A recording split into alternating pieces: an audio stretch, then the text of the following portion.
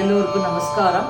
மார்கழி மாசத்துல 25வது திருப்பாவை 25ஆம் நாள்.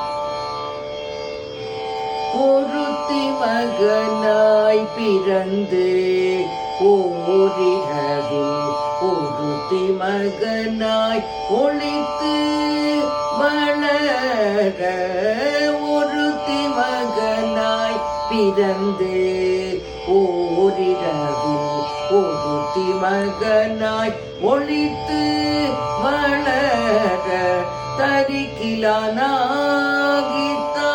தீங்கு நினைந்த கருத்தை பிழைப்பித்து கஞ்சன் வயிற்றில் தரிக்கிலானாகித்தான்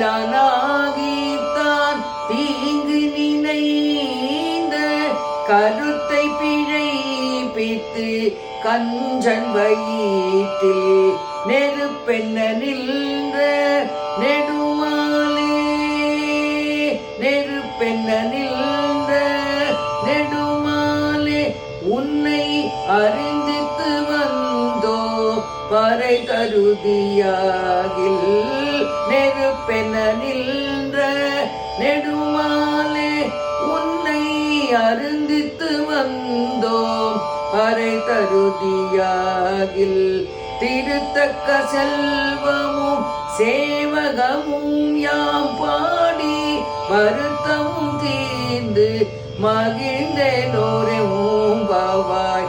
திருத்தக்க செல்வமும் சேவகமும் யாம் பாடி வருத்தமும் தீர்ந்து மகிழ்ந்தேனோரே ஓம்பாவாய்.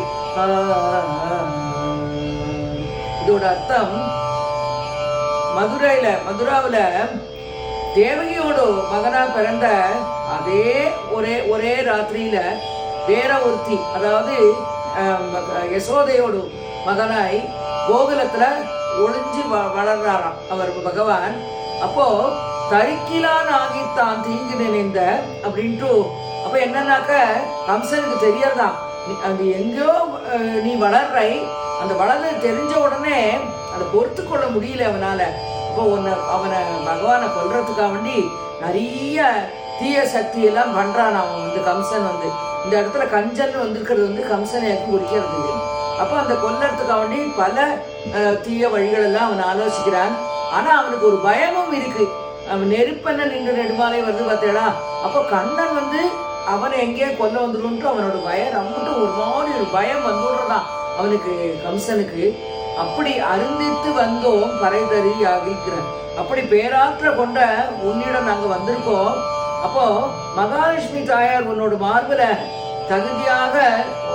தகுதியானதுனால உன்னோட அழகையும் வீரத்தையும் புகழ்ந்து பாடுறதுக்காண்டி நாங்க வந்திருக்கோம்.